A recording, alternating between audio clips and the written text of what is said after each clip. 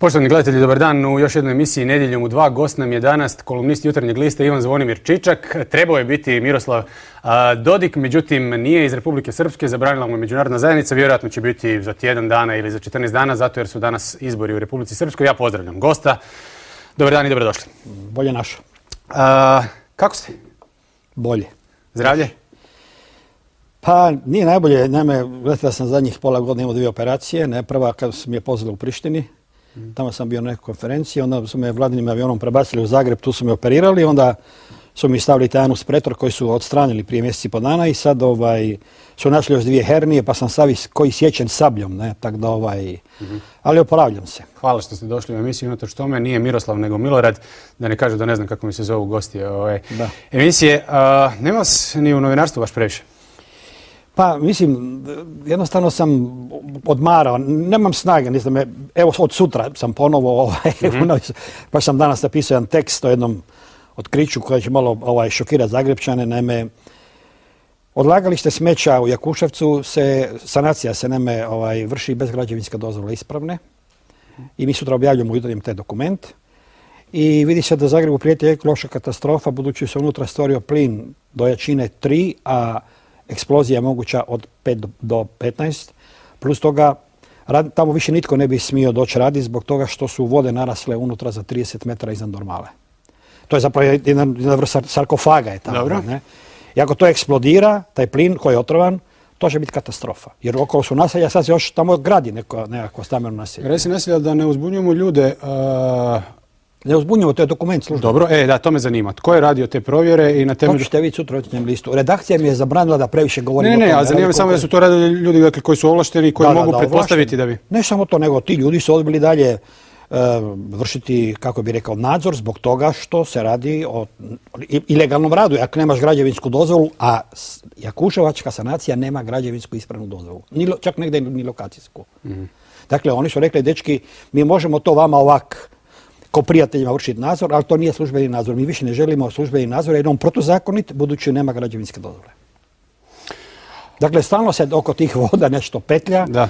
To može biti vrlo opasno. Ja kao laik razmišljam jer, gledajte, prilikom sanacija rađen je taj sarkofag, dole je glina, koliko znam. Ne? I sad ako je pritisak te vode protoče 30 metara iznad normale i još je pritisak plina, to dole možda je negdje već ta glina pukla, to sve ide dole u podzemne vode. To je voda u kojoj fermentira smeće. Mislim, to je trovanje na sve strane. Ovo su nagađanja. Niste stručnjak za to, o tome će progovoriti stručnjaci, ali možda za neke druge stvari jeste i zato sam vas pozvao u emisiju. Deme, ja se inače kanim sve više baviti ekologijom. Da, znam. Smatrate to dijelom ljudskih prava, tako? Ne samo to, eto smatram čak da su ozbiljni ekološki prekršaji, recimo tipa jednog Černobila, bi u nekakvoj kaznenom pravu mogli spadati zločine protiv čovječnosti, iako zločini protiv čovječnosti za sad spadaju samo u ratni zločini, samo spadaju u to, ali širina i opseg neke štete po ljude koje nastaje nekim ekološkim prekršajem može doista ugroziti toliki broj ljudi da je to zapravo ugroza ljudi, mislim, jednog šire kruga. Kako komentirate ove prošle izbore? Sanader je pobjedio, pokušava sastaviti vlast. Kako vam izgleda cijela ta situacija? Pa gledajte, ovaj puta je on neosporno pobjedio i po broju glasova i po broju mandata koje je dobio, jer na prošlim izborima se osporavalo da je sa manjim brojem glasova dobio veći broj mandata i tako dalje. Dakle, to je neosporna činjenica da je on pobjednik na izborima. I ono što ne razumijem, to je za mene vrlo nepristojno da mu konkurenti nisu čestitali. Možda mu večeras čestitaju nakon ovih ponovljenog kruga izbora. Iako sam vidio u pretprošlem broju Jutarnjeg lista Milanović je rekao da mu neće nikad čestitati, naziva ga lažom i tako dalje. Međutim, to je jedna retorika. Prije svega, najvažnija stvar koju mislim za ove izbore da je prije izborna retorika u Hrvatskoj unazadila političku kulturu u Hrvatah, što bi ja rekao, za 10 godina. Vratila se jedna retorika za koju smo mislili da više neće biti tu.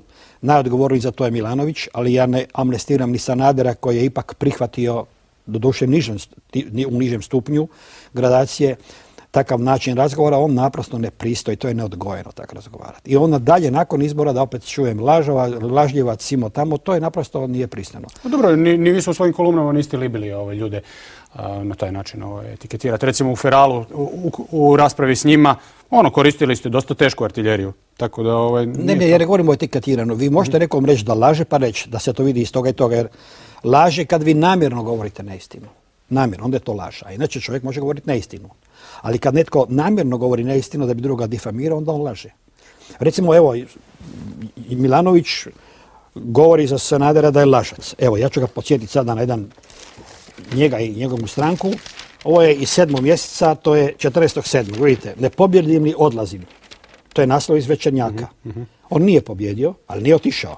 Imate još jednog sličnoga, to je Friščić, koji prije 9 mjeseci daje nekakvu izjavu, ako ne osvojim 25 mandata, otiću. Pričali smo o tome prošli tjedan mi je bio gost ovdje, ali on tvrdi da je faktički pobjednik. Pa čekajte, kako pobjednik? A njegovo objašnjenje vam je u prilici sam sudjelovati u vlasti i iskoristit ću. A to nije pobjeda. Pobjeda je da dobiješ mandate. Dakle, on je prije svega prepolovio broj mandata, obećao je 25 mandata zajedničkoj koaliciji, a oni su dobili 3 puta manje. I prema tome, gledajte, zašto to govorim? Zato što se time gubi vjerodostojnost političara u očima javnosti. A mislite li da to danas birače zanima? Pa ja mislim da birače zanima... Sanader je, odnosno njegova vlada je izručila Gotovinu, međutim, opala im je popularno samo 3 mjeseca. Tada je Đapić bio jako popularan. Vidite kako je Đapić prošao, Sanader je danas uvjerljiv, autentičan.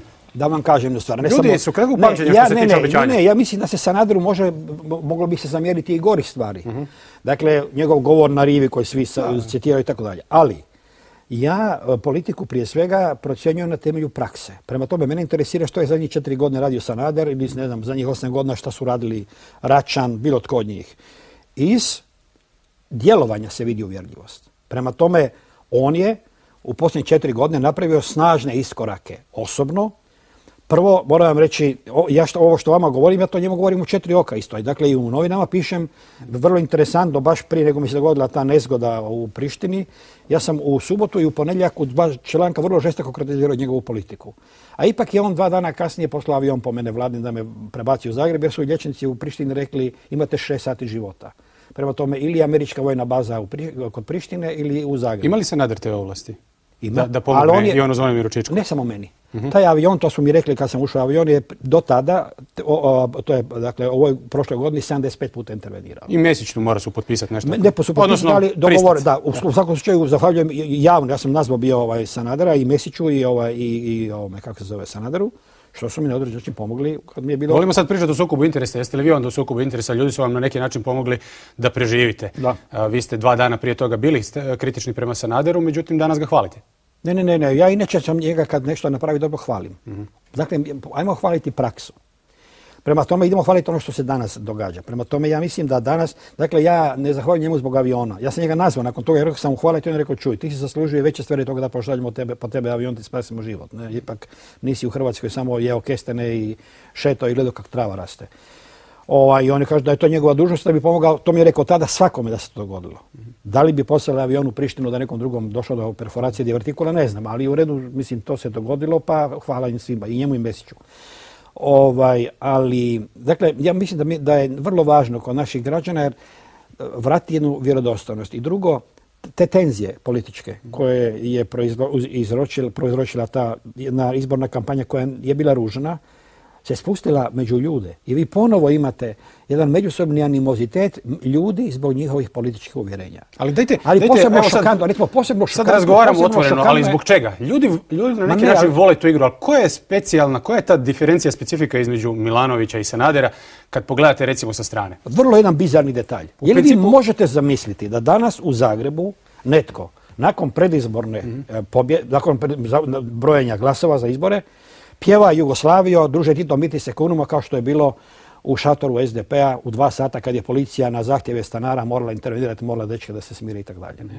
Dakle, ali to nisu pjevali stari članovi kojih nije bilo nek dečke od 28 godina. I normalno da to kod ljudi izaziva šok i zaprepaštenje. Kako uopće nakon svega što se nama dogodilo od Jugoslavije ili od onog što se nazivalo Jugoslavijom, netko može to pjevati u bilo, da li se kolegica Grbić govori to je bilo pod utjecajem alkohola, ali u vinu je istina, odnosno čovjek govori pijano ono što taj zamisli. Prema tome, međutim, mene šokira, kažem,